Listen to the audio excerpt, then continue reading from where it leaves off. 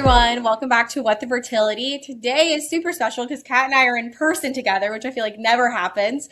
So we are here and we have Kayla on with us. She actually did surrogacy through like a surrogacy agency, and she got to do it with that way, and it wasn't someone she knew, which is so cool. So we're so excited just to hear your entire journey. You have two kids, I think, Yes. yes, right? So we Yep. are so excited to hear how you even decided you wanted to be a surrogate and kind of just your whole journey and how that went. Yeah. So I guess kind of backstory starting of what made me even made me interested in surrogacy was I kind of knew Catherine from being a nurse down in the Mount Pleasant, Charleston area. And so I started in women's services as a nurse back in 2018. And I saw a couple patients come through that were surrogates. And so that's kind of how I Yeah. was, yeah, introduced to it. Yeah. Cool. So when you saw, so just for everybody, you were a nurse, and I know like when we worked together, you were doing a lot of those like triage questions. And so when things would kind of happen, right, they would Mhm. ask you for help, and you would walk them through that. I didn't even know that we see that. I think that's really cool about surrogacy. You don't really know, right? Like you don't know unless they just. I mean, obviously the doctor knows, but yeah. So you saw that, and you immediately just felt like, ooh, this might be a calling for me. Yeah, I had met a patient who she had come in and she was pretty close to delivering. And I think she had come in like potentially in labor and they were like, oh, she's a gestational carrier. And I was like, oh, what's that? And so they were telling me like she's carrying a baby for somebody else. And I was like, oh, that's like really cool. And at the time I didn't have my two children yet. But it was always in the back of my mind starting back in 2018 of like, oh, like I think I would love to do this for somebody one day. That's cool. Yeah, that's so cool. And so once you then like wanted to grow your own family, so you got pregnant. How old are your kids, and how far apart are they? So our son Noah, he's 6.5. We had him in January 2020. He was our COVID baby. We Right. had our daughter Indy. She was born Christmas Day of 2022. Oh my gosh. They're First of all, like I right love at those. 3 years I know. I apart. adore those Those are names. so Those cute. are really cute Thank names. you. Okay, so while you were like growing your family, was this just like something that like kind of was on the back burner, or were you actively being like, oh, I can get pregnant and like carry a successful pregnancy? Was it kind of like in your story the whole time, or no? No, I really didn't think about it again until after we had had our daughter. And then I was pretty much like, okay, I think I'm done. Like, I Mhm. don't think I want any more babies myself just because postpartum can be hard for me, Yeah. more so than pregnancy. Like, I enjoy being pregnant. So, See, that's Amanda. She likes it. I hate yeah. it. And so when our daughter was about a year and a half, and I had lost a ton of weight, got healthy, I told my husband, I said, okay, like I think I want to be a surrogate. And of course he was like, what even is that? He had no clue, had never heard of it. Um, but I told him I've really been thinking about it again. And so he was like, well, what is it? And we talked about it. And so that was she was she was almost 3. So I started really thinking about it October, November of 2024. Which is crazy because that's like 6 years from when you initially kind of found out about it, what it was. So that I think that's really neat too. Like especially like an adoption or some like really big family building plan. Most people sit on it for several years because sometimes you can be like, oh, this is just like a thing maybe I want to do. But okay, that's really neat. But you say postpartum could be hard for you. So like, was that something you considered? Well, see, I looked at it as what what makes postpartum so hard for me is like the sleep deprivation with the baby and really I tend to handle the postpartum blues well, but it's just the sleep Yeah, deprivation. So yeah, I no was having like, to wake up to feed the baby, and yeah. you're like, well, that part won't be there, so I could just And sleep. so I was like, postpartum with no baby, sign me up. Yes, right. Awesome. Okay, so you guys, I mean, that's first of all, we were just looking through some of your photos. We're like, wow, the husband has like her husband had to like agree. I mean, he's doing it with you because then he's going to be Mhm. with you for nine Yeah. months, and your kids are a big part of it. So Hmm. once you were like, what was really your first step to like, let's do this? So I work currently at an OBGYN office here in Rock Hill. And I had a patient who had had a baby January 2025 as a surrogate. And I told her, oh, I've thought about this before. She said, you need to join these Facebook groups I've been in. And so I joined those. It would have been December 2024 because it was right before she had given birth. And I knew Yeah. that she was a surrogate. And I just made a post. She was like, just post and see, like, you can Like, ask yeah, questions. literally. Yeah, and I posted maybe very end of December, early January, and my inbox was flooded with probably like 30 to 40 couples of like, hey, you want to get to know each other? Because surrogates are in such high demand. I know that Yeah. there's more families out there that need it than there's women that are willing to do that. Whoa. So what happened? Like, I'm sure you posted thinking like, maybe I'm not going to get any hits. So how did you guys go through those messages?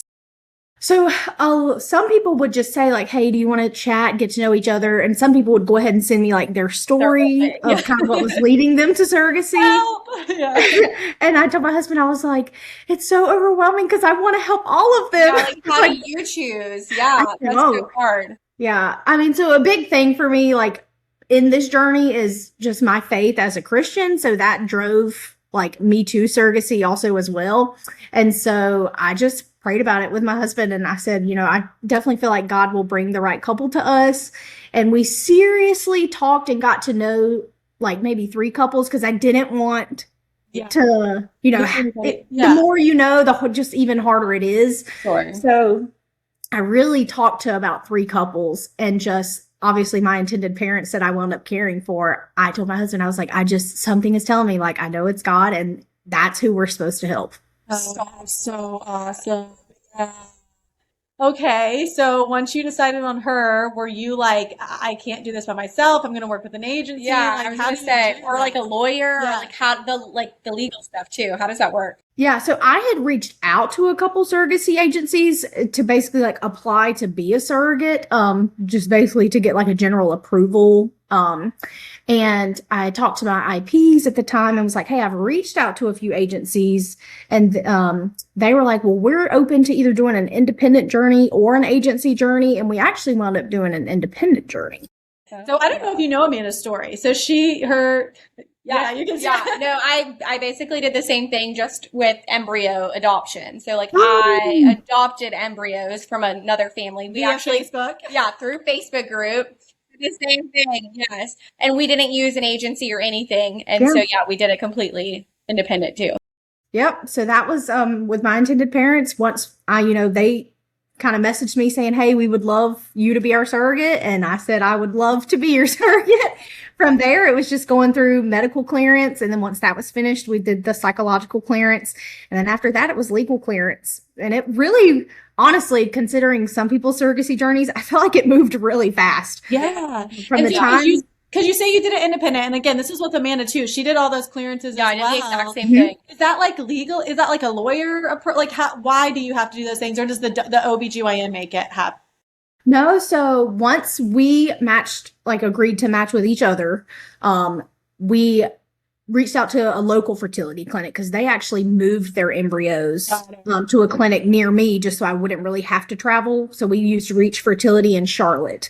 And so they requested all my medical records. I got all of that sent to them. And then once they approved me to come in for medical clearance, I did that in February of 2025. And then once they said I passed the medical screening is when we set up my cat's here. And so that was a psych eval with just me and my husband. Yeah. And then we did one with the 4 of us. So me, my husband, and then both of my intended parents. And then we set up legal clearance. And so with that, like they have their own legal representation. I had my own legal representation and they, make sure that they're all of those important points that you have to agree on with surrogacy and finalized a contract. And you said they already had embryos. So like once that was done, were you like, all right, let's schedule so I feel really dumb. You don't do the retrieval part. So you're doing the second half of IVF. Just the transfer. Yeah. Yep. So when I first met my intended parents, they had let me know that they did have 5 PGT ready embryos that had been tested because they had attempted to do IVF themselves. And she has like an autoimmune disorder that just has prevented her from being able to carry past the first trimester with all of her pregnancies. And so I knew that they had embryos ready to go. And so once they got them moved from their original fertility clinic down to Reach in Charlotte is when we were able to set up for the cycle and me to get started on the medications once we had signed the contract. It's so cool. No, I know. I always feel like I tell people to explain like my story. I'm like, I'm basically a surrogate, but I got to keep the baby. I got to actually keep the Yeah, baby. that's, Yeah. that's so crazy. And I think, like, was part of your decision in making it the fact that they already had embryos, or were you kind of along for the ride? Like, okay, if I have to wait, because I mean, that's your timeline Mhm. too, right? Like, if you match and it could take 2 years for them to get like the Yes. embryos they wanted, was that like I guess like a positive, or you were just kind of gonna go with what was gonna happen? Yeah, I mean, I was open to whoever I felt like would be the best fit as far as like the values, the things that you have to agree on together. Yep. I was open to whether they had embryos ready, or because some people will say, "Hey, we're in the process of making our embryos, but Yeah. we know we're gonna need a gestational carrier." Yeah. Well, that's really, really neat. Okay, so did it work the first try? Yeah. It did, yeah. So I think we literally signed our contract like April 30th, and I started my meds like May 1st. I love it. That is Yep. So You can just tell you're so passionate and excited about it too. And I Mhm. think that just had to help the intended parents of being like, oh my gosh, she's just as excited as we are to make this like happen. Yeah, because I had started my med cycle early, like very beginning of May of 2025, and then our embryo transfer got set for June the 17th of 2025. Wow. so fast. Yeah. My daughter was born June 16th, so I had a baby and you guys. But yeah, I didn't even really meet them until that January. So within 6 months, I was That's so officially cool. pregnant with their baby. Oh my gosh. Okay, so I guess like I mean, I feel like this, I don't know if you're comfortable sharing this, but like what was the emotional journey of like, okay, wow, we're pregnant, this worked. And then as it kind of evolved and you started showing, I mean, what was that like? Yeah, no, I told my husband, I was like, I know some people may not understand this. I was like, but I was more anxious and stressed about this pregnancy than my own. I'm Because sure. you're carrying, the hopes and dreams for them. And so I was like, I think I would be more devastated to lose this pregnancy than one of my own. And I was like, I know that may not make sense to people. I'm like, but I just don't want to let them down. And I had the sweetest intended parents who they were like, no matter what, if we wound up, with a full term healthy baby or something does happen, they were like, you could never disappoint us. Just, you've given us hope that we didn't have. And so they were just sweetest. I love that you shared that because Yeah. I mean, yeah, like you, like even like, I think like when you have a miscarriage yourself, you're like, oh my gosh, my parents are disappointed. They're not Yeah. disappointed, but you're Yeah. like, you don't want to have to tell Tell everybody. everyone because everyone is so Everyone is so excited. Yeah. So, I mean, Yeah. while I can't understand, carrying that, I can kind of like from afar understand that. Did you have any complications during the pregnancy? No, funnily enough, I was like, this was the smoothest, healthiest Yeah, you're like, pregnancy out of all of mine. Yeah. Oh, I love that. That is Wow. so And then I know you mentioned something like they had moved their embryos. So were they not local or close, or how did that work with the appointments? Because I know sometimes they'll come to the appointments versus not. Yeah, I mean, we had both said from the get-go, like as many as they wanted to come to, they were more than welcome. But they're actually located kind of near Baltimore, Maryland. Okay. And so they came for like the big appointments. They came for like the anatomy ultrasound, and then they came for the 32-week, the growth ultrasound. And then we got to do like a little fun 3D ultrasound too. I love That's that. awesome. That is so cool. Mhm. Did your kids like it? Because at this point, I was gonna your say, children yeah. are like at the age they're like, oh, mommy, and did they think like they were getting a sibling, or they didn't understand that part yet? Yeah, so my daughter, I really don't think she understood most of the pregnancy just because she had just turned 3 back in December, Yeah. like 2 months before I gave birth to the surrogate baby. Okay. And so she didn't really understand. Like she knew there was a baby in there, and she would call the baby by the intended parent's name because I'd always say like, this is Brooke and Pat's baby. So she would say, "Oh yeah, that's Brooke and Pat." Like she was, That is so cute. Well, you know what? I mean, they really don't get it. Like even like they like don't understand the concept of like, oh my gosh, this baby is coming. Like they're gonna come home with us, or they're Yeah. not. yeah. And with our son, him being almost 6, he was able to understand.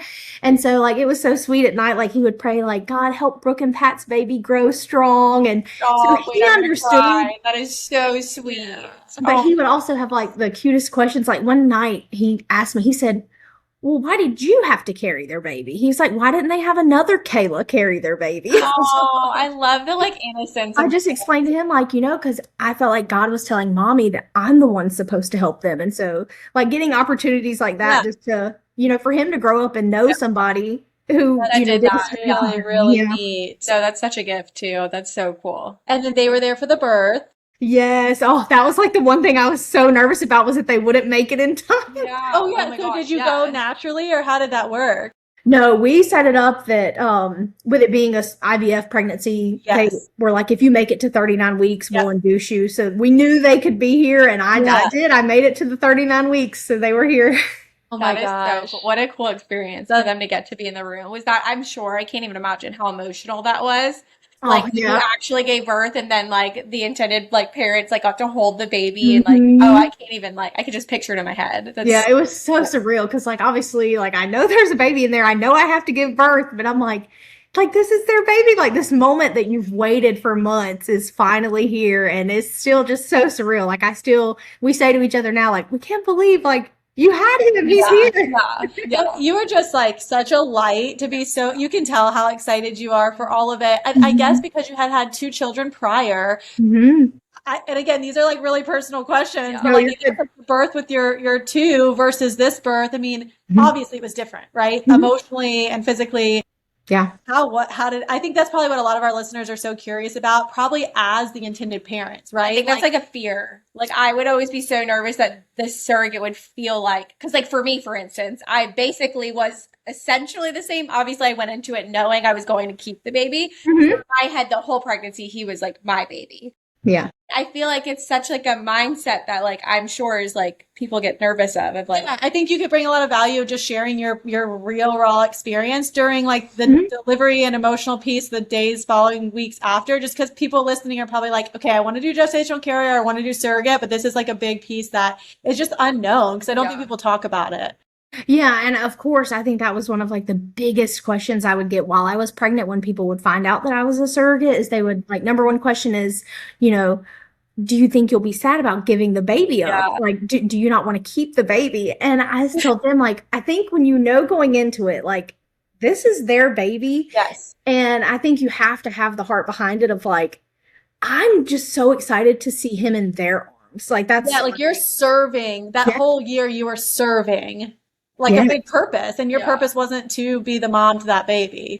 Yeah, and of course, like going into it, you never know exactly how you're gonna feel because you Yeah. haven't done it before. And I told my intended mom after, like, when we were just talking in like the hospital room and, we were all in there together. I was like very, very appreciative that they did let me hold him Yeah. because I Yeah. said, I've been living with this heightened anticipation, like for them, like, because we've Yeah. talked about we can't wait to see him, who he's going to look like, Yeah. how big he's going to be. Yeah. And so, like, the fact that they did let me hold him, that actually did help me emotionally because I was like, I'm just so excited to meet him and see him. And Well, he's so, been yeah, kicking that for a was long helpful. time. Yeah.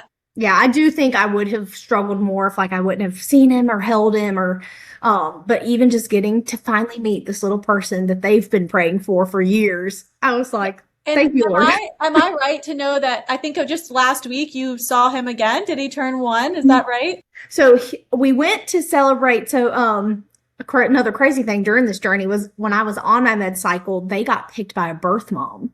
Oh, adopt him. wow. Yeah, Oh my they were trying any way they could to Oh my gosh, stop. I have chills. Wow, that's so Yeah. cool. And so I was already on my med cycle, had the embryo transfer scheduled when a birth mom had picked them. And so after I was already pregnant, like maybe 5 or 6 weeks pregnant, the birth mom had their daughter. And this was down in Florida back in last July. And so we just went up there to celebrate her first birthday. And so I got to see them and see her and see surrogate baby. It was the best. That is so cool. Yeah. Okay, so we jumped ahead a lot. I went from today to when you gave birth. But like, okay, just do you mind sharing like the behind the scenes? So you give birth and you hold the surrogate baby. So that's what you called it, right? Surrogate. Is that what you call it? I call him my little belly bud. Little belly bud. I like Wait, that. that is cute. You held your belly bud and Mhm. what? So after, like, of course, mom and dad held him, did some skin to skin. And then after I held him, like, so I went up to my postpartum room. They went up to theirs, but like they both brought their moms up to the hospital. And so they just like came to my room, gave me the biggest hug. Like we all were crying and they were just like, you're like an angel for our family.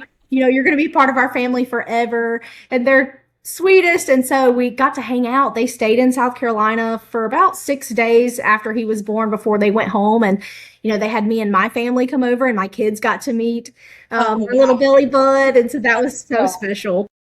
That is special. And that's cool that you guys they were able to get their own room. Yes. So, I didn't realize that either. Because obviously she didn't give birth, so I didn't even realize that they would have. Yeah. That is cool. I didn't know that. Yes. Yeah, because I know a lot of hospitals don't do that, so I was very thankful that I think ours always have, right, Kayla? Yeah. We've done that. Okay, this is another, I feel like I'm just like bombing you with personal questions. That's fine. Like the breastfeeding in your milk. I mean, you obviously were producing milk. I didn't even think of that. How does that work?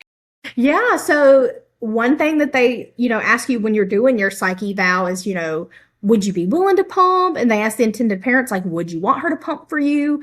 And so even back then, we kind of, I had told them I pumped for my own 2 children. So I said, I will pump no matter what, even if y'all don't want the milk, and I'll like donate it. And so with them living so far away, they were like, we'll probably wind up doing formula. And they had some donor milk that they had got from a friend. But I have been pumping and donating to like a preemies milk bank. You are literally an angel on earth. Wow. Pumping is the worst, so I don't know how I'm doing. Hold on. Your transfer was June of last year? Yeah, I gave birth to him February the 26th. She's still going. So February, it's been what, 6 months? I can't do math. Going almost 5. Yeah, going on 5 months. Oh my. Just to pump for other kids. You are like truly an angel. My breastfeeding journey was like the most traumatic, like not want to say traumatic, but I mean, it was like the most mentally difficult thing for me. Yes. And breastfeeding was like the easiest thing for me and I loved it and I did it for years. But pumping, I never did. I didn't pump. I was just like, put you on the boob. So the fact that you are like, that's really cool. That is incredible. That's so awesome. Wow. So this is still really raw and fresh. So you've seen him a few times. Like, what would you, number one, what is something that you would really love for, I'm going to assume our audience is mostly intended parents, right? Like people listening, what's something that you would want them to know or advice or anything that you learned throughout your journey that would be like maybe educational for or like them? What they should look for in a surrogate or something like that. I don't know. Yeah, I mean, I think some of the biggest matching points definitely would be like levels of communication, like how often, would you want to communicate with your surrogate throughout the pregnancy?